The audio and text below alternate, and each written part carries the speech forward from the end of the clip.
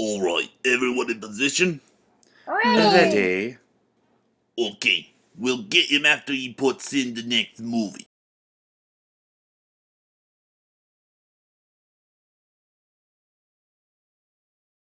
Greetings, travelers. I'm your host, the C-Dot that knows a lot, Dr. Waluigi. Well, guys, we've reached it. The final nail in the coffin. The biggest blow to the credibility of the Nightmare on Elm Street franchise. The film that has launched 1,000 memes and useful review jokes. This is the movie that not even fans of the franchise will recognize as being any good. This is my review of Freddy's Dead: The Final Nightmare.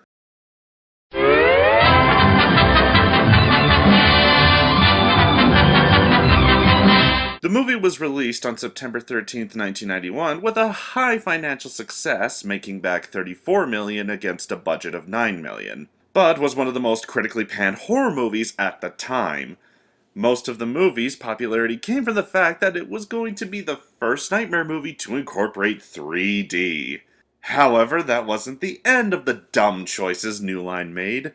Oh no! The silliest part of this movie's marketing campaign was the live funeral. Yep. Right around the time this movie was being released, New Line Cinema held a mock funeral for Freddy Krueger. This is the exact thing I've been talking about since I started this retrospective. Freddy was once this absolutely terrifying creature that had scared many kids from the 80s to today, but now most kids only know him as a clown that makes one-liners and jokes that weren't even funny when he was around. Rest in peace, scary Freddy, you will surely be missed.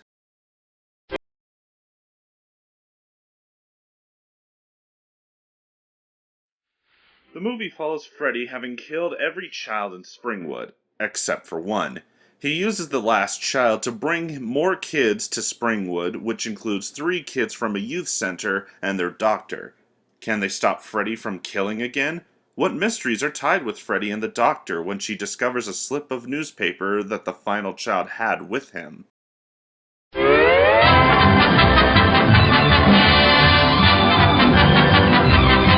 One of the few things that make this movie tolerable is the cast. Most of the cast either had their start here, such as Breckin Meyer and Lisa Zane, or were fans of the series and wanted to make a cameo, such as Roseanne Barr, Tom Arnold, and Alice Cooper. They were even able to bring back Johnny Depp's character from the first movie, who was still an unknown actor at the time, only having been in 3 other popular movies, including Edward Scissorhands, Platoon, and Crybaby. It really goes to show that even if the story and writing are garbage, the saving grace in your movie can be the cast.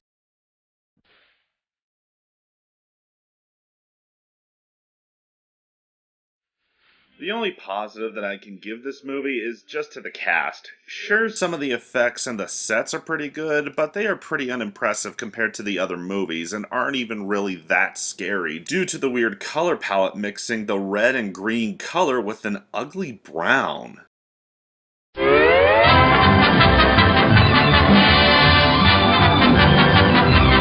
There's a lot to talk about with this movie, so get comfortable, kids. To start with, the majority of the plot doesn't make any sense. How is it possible that Freddy was able to get away with killing all of the kids in Springwood without anyone noticing? Wouldn't someone investigate these children going missing? I know that Freddy was the one killing off all of the children, but that doesn't mean that everyone ignores these missing kids. If anything, the town would be quarantined and would be inspected by a group like the FBI. Then there are the kills. Normally, I would say that the kills are the best part of any slasher movie, including this one. However, not only is this the movie with the least amount of kills, but it's also the movie with the stupidest kills. If you want to know how bad they are, here is the simplified versions of how the 3 kills are played out. Kill number 1. Freddy kills one of the kids who has a hearing aid, gives him another hearing aid that amplifies the sound he hears, and proceeds to scratch his glove on a chalkboard. Kill number 2. Freddy puts another kid in a video game setting, which somehow makes him interact to his surroundings in the real world, but he then dies by falling into a hell pit at the bottom of some stairs, which leads with Freddy mentioning a certain Nintendo peripheral that has been parodied to death, so no, I won't mention it. Kill number 3 involves Freddy killing the last kid in Springwood by having him fall onto a bed of spikes like a poorly done Roadrunner cartoon. Because these are what made Freddy terrifying, right guys? Having him perform low-rate Looney Tunes sketches that ruin the tone of this franchise. Finally, the ending of the movie is in my opinion what killed any credibility that Freddy had. It starts off with the counselor, or the doctor, who turns out to be Freddy's daughter, go into the dream world to find her father and bring him out into the real world. Which leads to this. Kids. You saw that, right? Freddy gets blown up with a pipe bomb.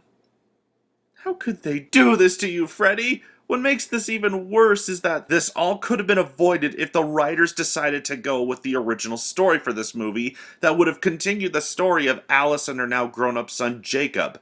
Hell, there was even a screenplay written by Peter Jackson that they could have used. That's right, a screenplay done by the guy who made Lord of the Rings, King Kong, and The Frighteners. Penned a script for the final Nightmare movie, and instead we got a movie that was advertised as 3D but only comes at the last third of the movie.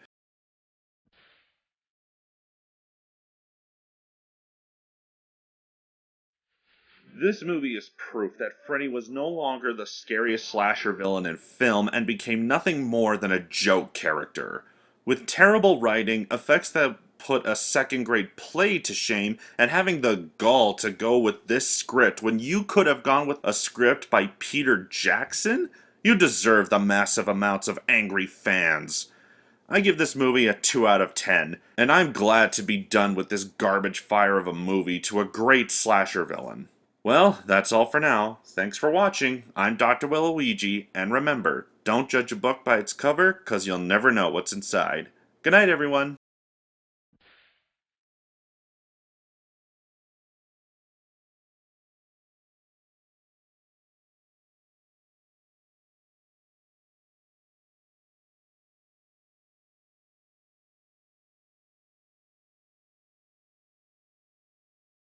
Please, I'm begging you.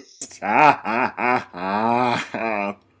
Not just yet. We've got one more movie to. No!